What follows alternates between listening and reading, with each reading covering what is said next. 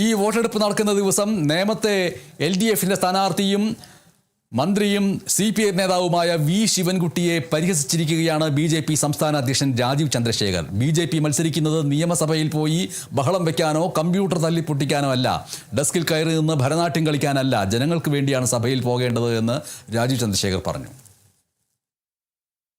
ഞങ്ങൾ BJP NDA കഴിഞ്ഞ കുറേ മാസമായി മുമ്പോട്ട് വയ്ക്കുന്ന ഒരു വികസിത കേരളം എന്ന കാഴ്ചപ്പാട് ആത്മാർത്ഥമായി ഞങ്ങൾ എല്ലാവരോടും പോയി സംസാരിച്ച് ഞങ്ങളുടെ ആഗ്രഹം എന്താണ്, ഞങ്ങളുടെ വിഷൻ എന്താണെന്ന് കൃത്യമായി പറഞ്ഞിട്ടുണ്ട്.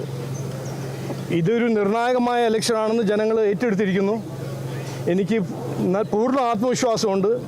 വലിയ മാറ്റം ഈ ഇലക്ഷനിൽ ജനങ്ങൾ സൃഷ്ടിക്കും, ഉണ്ടാക്കും എന്ന് ഒരു ആത്മവിശ്വാസമുണ്ട്. ഇന്ന് ഞങ്ങൾ ചോദിക്കുന്ന ഒരു അവസരം, ഞങ്ങൾ അഭ്യർത്ഥിക്കുന്ന ഒരു അവസരം അസംബ്ലിയിൽ പോയി ബഹളം ചെയ്യാനല്ല, കമ്പ്യൂട്ടർ തകർക്കാനല്ല, സ്പീക്കറിൻ്റെ ടേബിൾ പോയി ഭരതനാട്യം ചെയ്യാനല്ല, ജനങ്ങളുടെ പ്രശ്നങ്ങൾ പരിഹരിക്കാൻ ഒരു അവസരമാണ് ഞങ്ങൾ ചോദിക്കുന്നതും അതിനു വേണ്ടിയിട്ടാണ് ഞങ്ങൾ മത്സരിക്കുന്നത്. കേരളം മാറണം, മാറാത്തത് മാറ്റണം, കേരളം ഇനി വളരണം. നിയമസഭയിൽ പോയി സ്പീക്കറുടെ മേശയുടെ മുകളിൽ ഭരതനാട്യം കളിക്കാനല്ല തങ്ങൾ വോട്ട് ചോദിക്കുന്നത് എന്ന് പറഞ്ഞ BJP സംസ്ഥാന അധ്യക്ഷൻ രാജീവ് ചന്ദ്രശേഖറിന് മറുപടി നൽകിയിരിക്കുകയാണ് നേമത്തെ സ്ഥാനാർത്ഥി കൂടിയായ LDF നേതാവായ CPI നേതാവായ വി ശിവൻകുട്ടി. നേമം മണ്ഡലത്തിൽ BJP ബൂത്ത് അടിസ്ഥാനത്തിലാണ് മദ്യം ഒഴുക്കിയിരിക്കുന്നത്. കോടിക്കണക്കിന് രൂപയാണ് നേമം മണ്ഡലത്തിൽ ഇത്തരത്തിൽ കാര്യങ്ങൾക്ക് വേണ്ടി വിതരണം ചെയ്തിരിക്കുന്നത് BJP. ഇതെല്ലാം രാജീവ് ചന്ദ്രശേഖർ നേരിട്ട് തന്നെ ചെയ്യുന്നുവെന്ന് വി ശിവൻകുട്ടി പറഞ്ഞു. നേമത്ത് ഒരാശങ്കയ്ക്കും ഇടയില്ല, ഇടതുപക്ഷ ജനാധിപത്യ മുന്നണി തന്നെ വിജയിക്കുമെന്നും വി ശിവൻകുട്ടി പറഞ്ഞു.